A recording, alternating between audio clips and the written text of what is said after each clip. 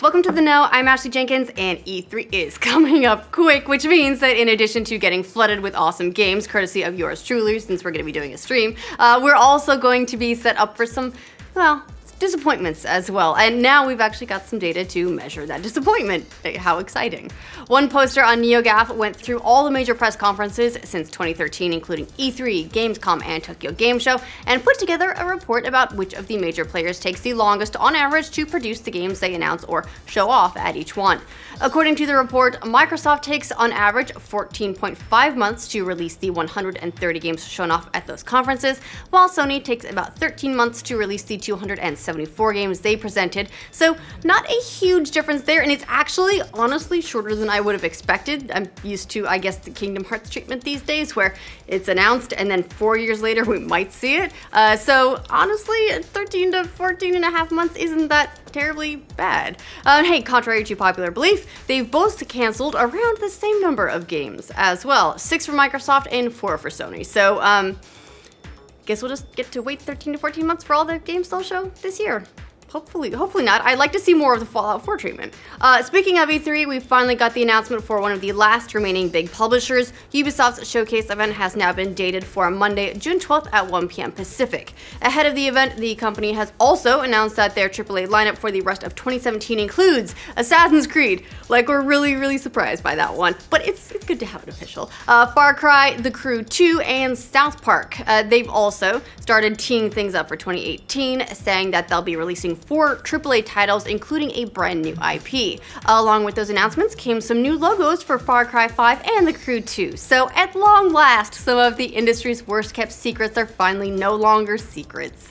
Which is fitting, since there are now a couple more details leaking out about Assassin's Creed Origins. In addition to what we've heard over the last few weeks, there are also some new leaks appearing on 4chan and Reddit. The new batch of leaks claims that the most recent screenshot is from the upcoming E3 demo. There will be no Ubisoft towers in the game to unlock portions of the map, and no multiplayer either. Also, despite the appearance of boats in the game, since we saw one of those in the screenshots, there won't actually be naval combat necessarily. Plus, you can pull your hood off and on whenever you want, which is very exciting, and combat has been completely revamped. Lastly, the leaker also says that the leaks up until this point have, and this is going to enjoy the conspiracy theorists out there, all been controlled leaks by Ubisoft to generate hype for the game. And once again, we should not expect this game to hit on Nintendo Switch, so there's all that, but I'm sure we'll learn a lot more of the official details at E3. Speaking of E3, in case you were wondering, we will be doing streams for those press conferences. You are more than welcome to join us here. We'll be live streaming on the Know with our commentary. We'll be doing predictions and analysis and all that sort of stuff, and having a couple of drinks and doing some dares and having some fun. It's gonna be terrifying. A couple of years ago, Microsoft started talking up Phantom Dust as a big exclusive for Xbox One, so kind of a surprise that the company has decided to put it out today with like zero celebration. Oh, and also, it's free.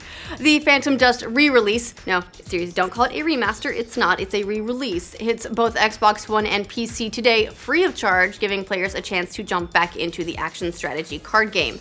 Phantom Dust will be part of Xbox Play Anywhere, meaning you can jump back and forth between saves on your Xbox One and your PC. So not the full-fledged remaster everyone was hoping for, but it's free and it's also on PC, so it's not a terrible trade-off. Now get ready to bring Cold Steel the Hedgehog and all your other favorite Sonic fanfiction memes to life. The upcoming Sonic Forces is going to feature a series-first character creator, so you can get in all kinds of trouble. Sega released the custom hero trailer for the game, showcasing some of the customization options. In addition to tailoring your own personal hedgehog with custom eyewear, gloves, and boots, and optional steroids, well, okay, that part's not true. You can also swap between different types of animals like wolves or rabbits, cats, dogs, bears, and birds. And when it's all said and done, you can let everyone know that this is an original character. Do not steal. Sonic Forces is out for PS4, Switch, Xbox One, and PC later this year. I can't wait to see what kind of abominations you create with it. Injustice 2 brings its superpowered brand of fighting to Xbox One, PS4, and PC today in North America, and reviews are starting to trickle out. With about 16 reviews in at the time of writing, the alternate universe DC fighting game is holding at a very respectable 88 on Metacritic. The general consensus among the early reviewers is that Injustice 2 has a ton of content, improves on the original in almost every way, which is great, and has a really engaging story mode for people who aren't into playing competitively, also really great. In their 9.0 review, GameSpot writes, NetherRealm has delivered a fighting game that can be enjoyed by new players and pros alike in ways that go beyond pure competition. It's a bar that every fighting game should meet, but one that has, up until now, seemed out of reach. So, good news for Injustice fans. The Harvest Moon fans also have some good news for rejoicing. A brand new game in the franchise called Harvest Moon Light of Hope is coming to the Switch, PlayStation 4, and PC as part of the series' 20th anniversary. Natsume president and CEO Hiro Maekawa said the company set out to create an SNES-style nostalgic game with deep and meaningful characters and events. Wait, hold on. An SNES-style Harvest Moon game. I feel like one of those came out recently, and it was called Stardew Valley. Wicked. I'm actually really happy that this is also coming because more farming simulators is happiness. This is the first time a Harvest Moon game will appear on the PC though, which is pretty big news, and while we won't have a release date just yet, there will be a playable demo at E3 next month, so that's where you can find me. Reviews are coming in for two new games, the action RPG game The Surge and the VR space adventure Farpoint. So far, The Surge's reviews have been good to middling, with an 80 Metascore on Xbox One, 75 on PC, and a 72 on PlayStation 4. PC Games End called The Surge a superb game on its own terms, compelling in every nook and cranny, lopped off limb, and newfound shortcut. God as a Geek wasn't as impressed, saying it often falls short of its inspiration due to wonky combat and uninspired enemy designs. As for Farpoint, it got a 72 Metascore, with Destructoid saying, as a shooter, it's only slightly above average, but Maristation liked it better, saying, if you have PlayStation VR, Farpoint is a must-have game for you, one of the best VR experiences yet. Now, speaking of VR, it looks like the Oculus Rift isn't the only VR headset that Zenimax is going after in the courts. Just a few months after it won a $500 million verdict against Oculus and its founder, Palmer Luckey, Zenimax has now sued Samsung and its Gear VR headset, which proclaims that it is powered by Oculus. Now, you might remember that Zenimax previously accused Luckey, Oculus, and John Carmack, a former Zenimax employee, of stealing trade secrets when it developed the Rift. A jury found that Oculus wasn't guilty of swiping trade secrets from Zenimax, but it did find it guilty of copyright infringement and Luckey guilty of an NDA violation. Gamasutra quoted Zenimax's lawsuit as saying that Samsung should have taken steps to stop profiting from Gear VR since it's allegedly based upon Zenimax's intellectual property. So we'll see what happens, but so far Zenimax hasn't tried to stop sales of Gear VR headsets, which it has tried to do with Oculus Rifts.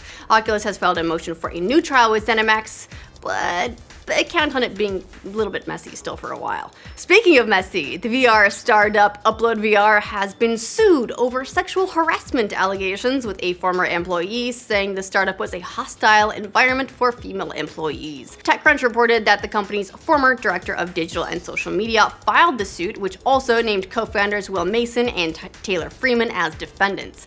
The lawsuit alleges that the company's co-founders would discuss how many girls they were going to have sex with at company parties, and one room in the office was allegedly known as the kink room, where employees would have sex. The plaintiff also says she was wrongfully terminated and is suing for unspecified damages.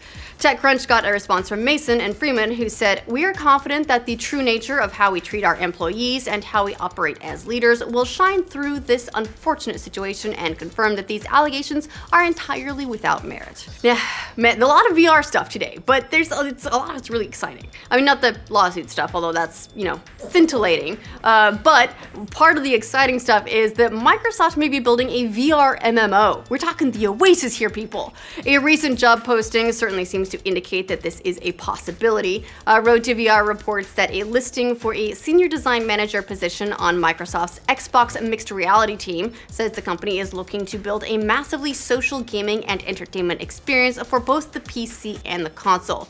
We've reported before that Microsoft has big plans for what it calls mixed reality games, which combine both virtual and augmented reality technologies. The company has also said it will make VR part of its upcoming Project Scorpio console that releases later this year, but the job posting seems to indicate that this MMO project could possibly be playable between VR devices on the PC and Xbox, which would be a pretty cool concept. We will have to wait and see how it shakes out. Kind of awesome to think of people raiding in virtual reality though, right?